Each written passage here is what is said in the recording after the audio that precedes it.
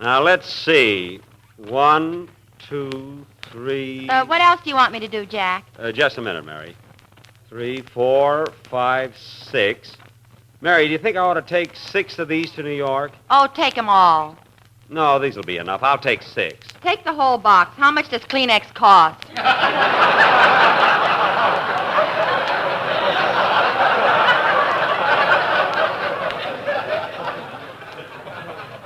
That's not the point. I'll just take 6. If I had a cold, it would be different. Now, let's see. Say, Jack, what are you going to New York for anyway? I told you I'm going there on business for a couple of days. I'm considering a part in a Broadway play. Are you kidding? No, I'm not kidding. I've had my fling in pictures, and now I'm going to tackle the legitimate theater. In fact, I'm toying with Shakespeare. Why don't you get a yo-yo and leave him alone? Now, Mary, I'm serious.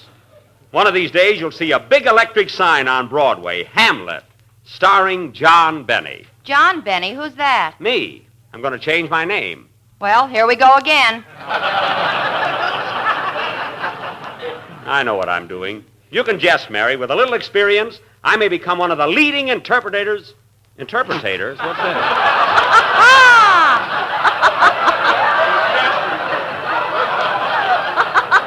If I don't get away from Phil Harris, I'll go nuts. Mary, with a little experience, I may become one of the leading interpreters of the immortal Bard. Now, let's finish this packing. Okay. Hey, Romeo, art thou taking this hot water baggie?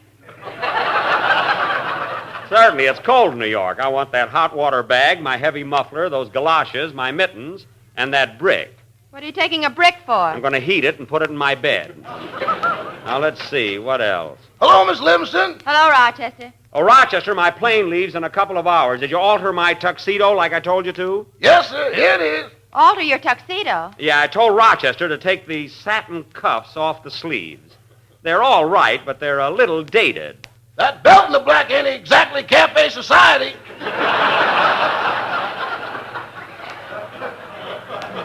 Well, no, but I may buy a new one in New York. Here, pack my tuxedo, Mary. Okay.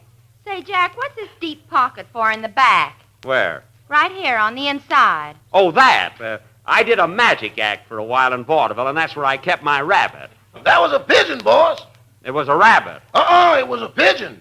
Rochester, I ought to know. I'm telling you, I kept a rabbit in that pocket. Okay, it was a rabbit. You're darn right. And that egg I found was a mothball with a yolk in it.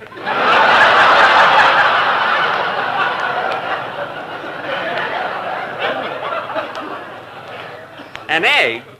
Oh, now I remember. That was a pigeon, and I used it in my violin act. Oh, boy, was that corny. No, Mary, it was one of the most beautiful things I ever did.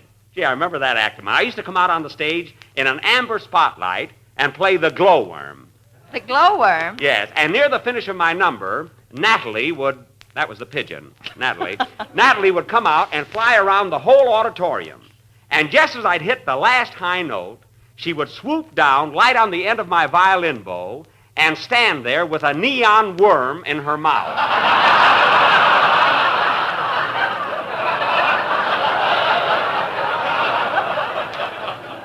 Oh, the effect was simply wonderful.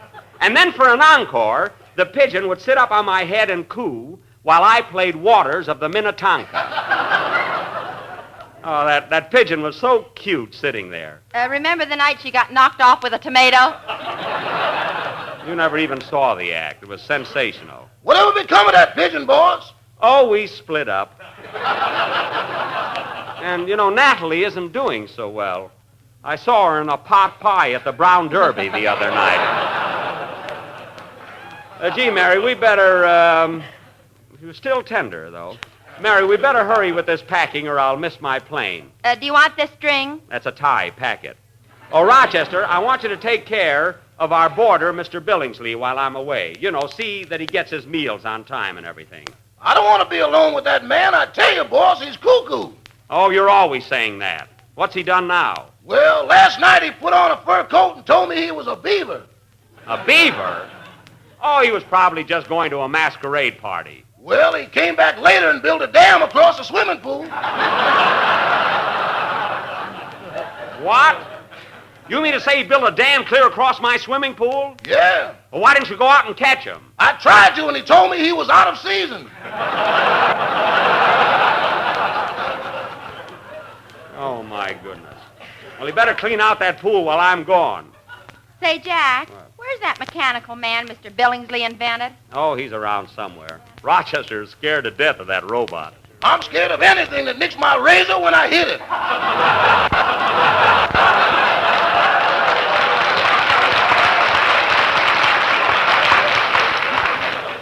Well, don't tease him. Say, Mary, pack a couple of those. See who's at the door, Rochester. The door? Yes. Maybe it's a salesman selling something we got enough of. Well, go and see. Let's find out. Okay. Never saw such a lazy guy. Mary, pack a couple of turtleneck sweaters. I'll need them. And Sweater over those ears. I pull them up from the bottom like a girdle. How do I get them over my ears?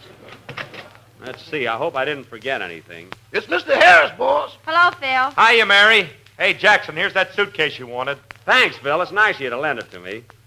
Boy, get a load of those labels on it. Yeah, I had it with me last summer when I was on the road playing them one-night stands. Oh.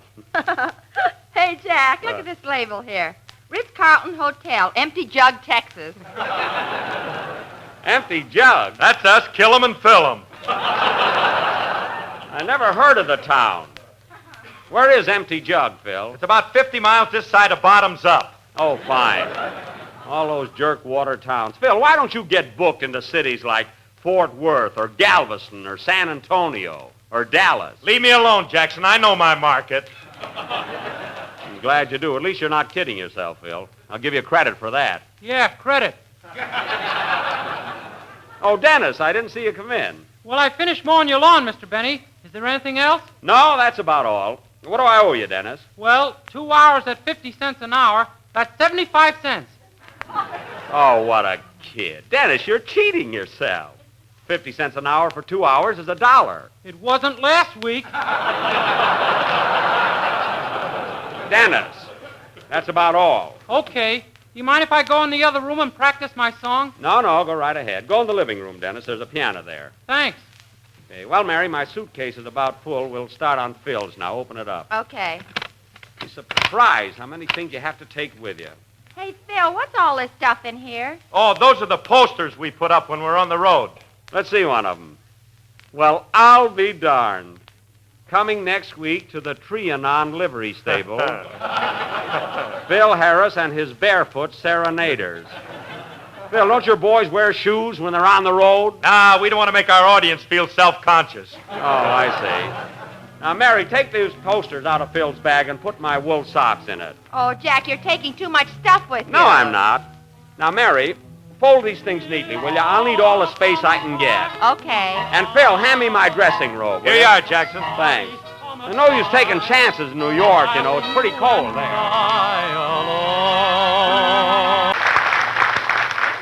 Well, I guess that's all the shoes I'll need. Say, Mary, do you think I ought to take a pair of rubbers to New York with me? I already packed your galoshes. Well, they're for snow. I want the rubbers in case the snow turns to rain, you know? Well, why don't you take some skates in case the rain turns to ice? Skates? Say, that's not a bad idea. Pack them, too. Why don't you take a spoon in case the ice turns to ice cream? Oh, quiet. You're so smart lately.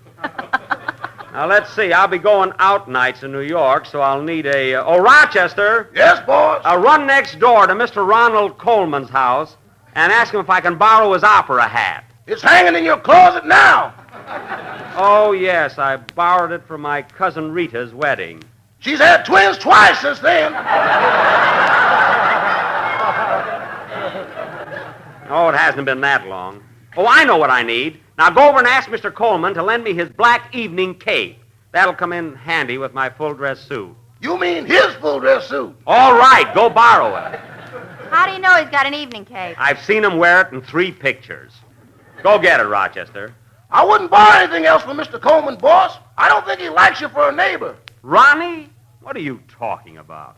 We're very good friends. Did you see that sign he put up in front of his yard? What sign? House for sale as soon as I get my clothes back.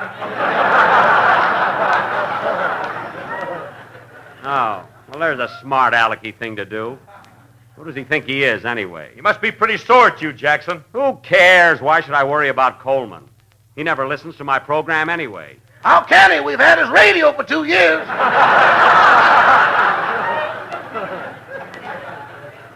Well, it's going back first thing in the morning. Needs new tubes anyway. Now, let's see. Mary, stop jumping up and down on those shirts to get them in the suitcase. You're not making wine. Say. Well, you've got too much stuff in here. Not if you pack them right. Be neat. That's how you got fired at the May Company.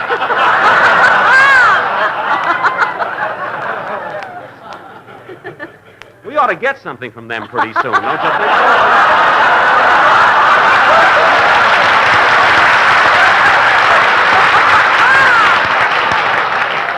You know, even if it's just a little handkerchief, you know,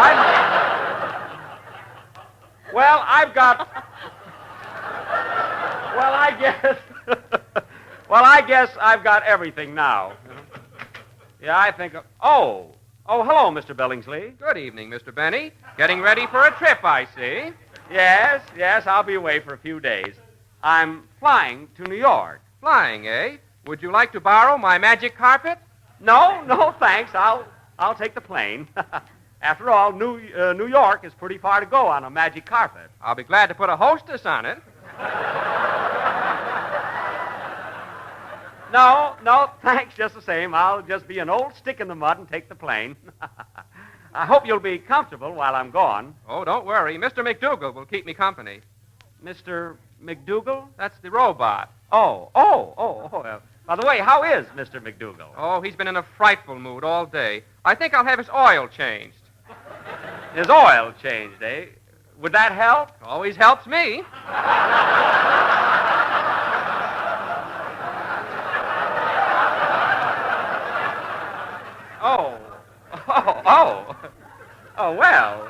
Well, If you'll excuse me, Mr. Billingsley, I'll go on with my packing. Of course. Good night, Mr. Benny. Good night. One never knows.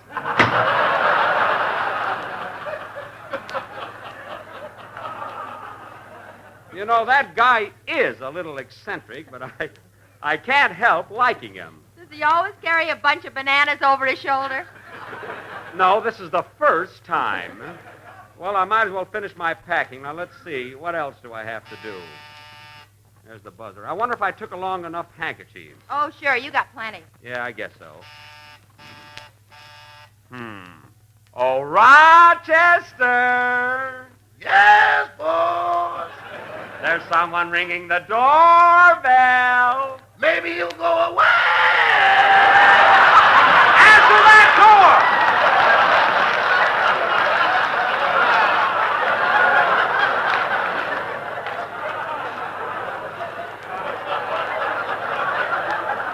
Answer it! Don't aggravate me. I never saw anybody so allergic to doors. Well, Mary, I guess I've got just about everything I need. Yeah. Hey, wait a minute. You want to take your step-ins, don't you? Mary, men refer to them as shorts. With lace on them? That's not lace, they're just frayed a little. I'll buy new ones in New York. Why don't you buy us some from Ronald Coleman? We're not speaking. Not until he removes that sign from his front yard. Announcing Mr. Don Wilson. You don't have to be so formal, Rochester. Hello, Don. Hi, Hello, Don. Don. Hello, everybody. Hello. Well, Jack, here's those ice cream puffs, or those cream puffs that you asked me to bring over.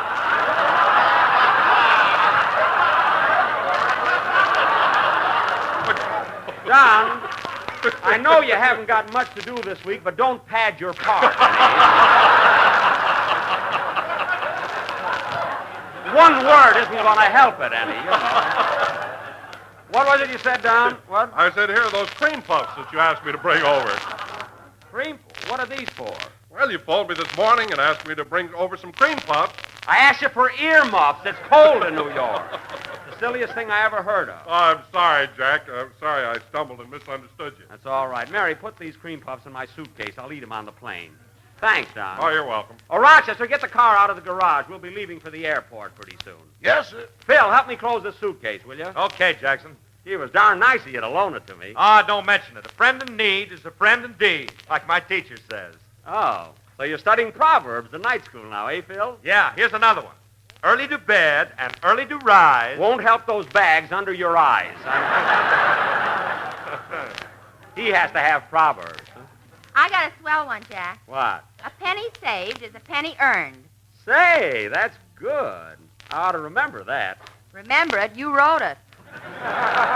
Mary, believe me, I never heard of that proverb before in my life. By the way, Jack, what time does your plane leave? In about... Say, look what time it is. We better get a move on here. Come on, Phil, help me close this suitcase. You got too much stuff in there, Jackson. Well, look, I'll sit on it, and you snap the lock. Okay. There. There, snap the lock, Phil. Careful now. I'll be all right. Snap it. Okay. Yay! Open it! Open it! Open the lock! Open it up! Woo! Woo! Woo! Woo! Woo!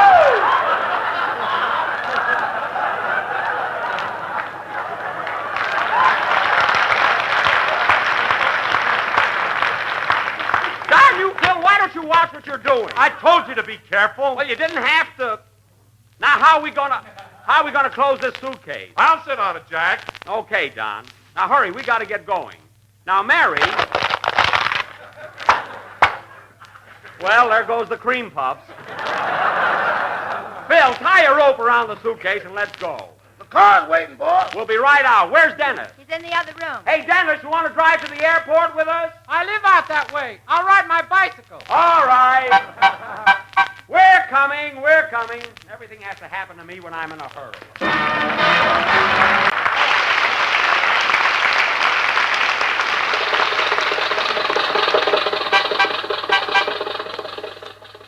See, nice of you guys to come down and see me off. Are you comfortable back there, kid? I'm okay, Jack. I was seasick for a while, but I'm all right now. Well, we'll be there pretty soon. We're making pretty good time. What are you talking about? We should have been at the airport half an hour ago. Well, don't forget, Mary, we had a few hills on the way. When we come to the next one, I'm not going to get out and walk for anybody. You'll get out the same as everybody else.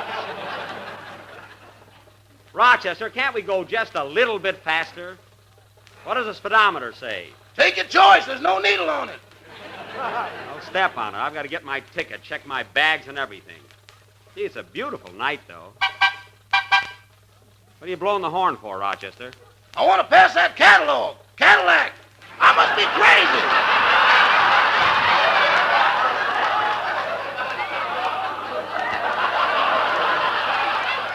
Rochester, if you can't pass a catalog with this car, I'm really going to get rid of it.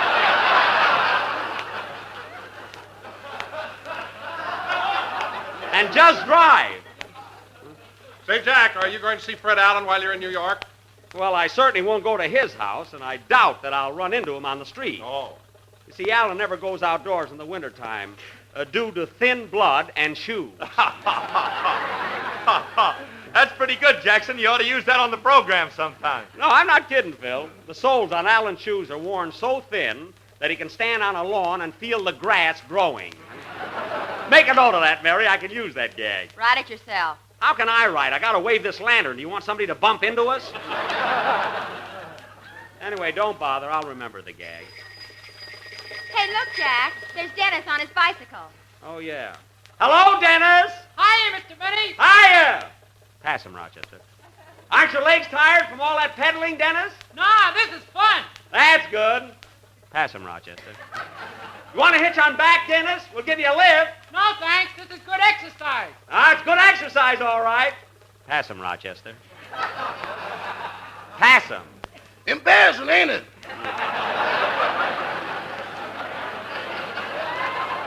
Well, step on it or something. So long, Mr. Benny. I'll wait for you at the airport. You come back here.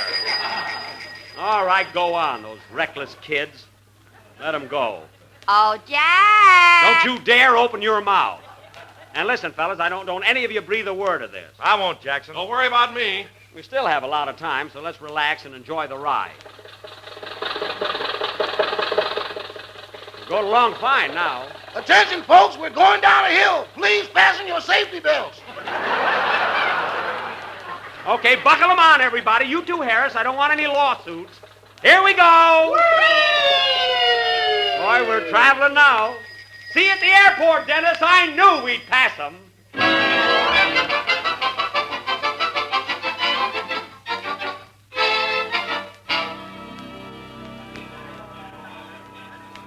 Flight number 9, plane leaving for Phoenix, Fort Worth, Nashville, Washington, and New York.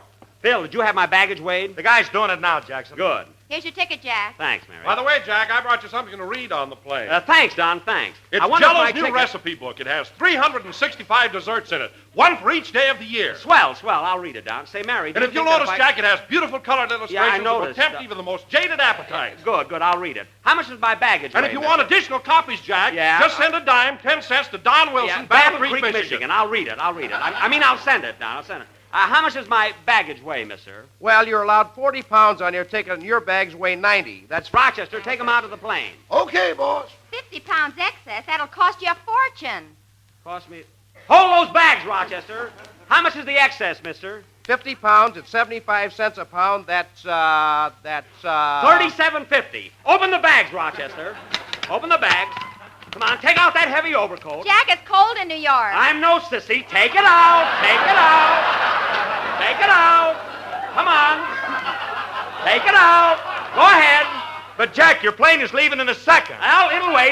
Take out those sweaters, Rochester. Oh, wait a minute, Jack. You'll need those. Take them out. Take out that dress suit. I don't have to be so formal. Well, what about those galoshes? Take one of them out. He can hop through the snow. Take them both out. Take them out. Take them out. Now, look, Rochester, I want you to take all this stuff and put it back in the car. Okay. What about these woolen mufflers? Take them out. Take them out. I'm not going to Alaska. And when you get home, Rochester, press everything and put them back in my dresser. How about these mittens? Take them out. I'm not going to the North Pole. Take them out. Now, Rochester, be sure and take care of everything. I'll be back in a few days. I'll wire you first, and you can meet me here at the airport. Take those out, too, Mary. Take them out. Take them out. In the meantime, Rochester, keep an eye on Mr. Billingsley, and don't let that robot go roaming all around the house. Well, goodbye. Goodbye, everybody. Take those sweaters out, Mary. Take them out. Take them out.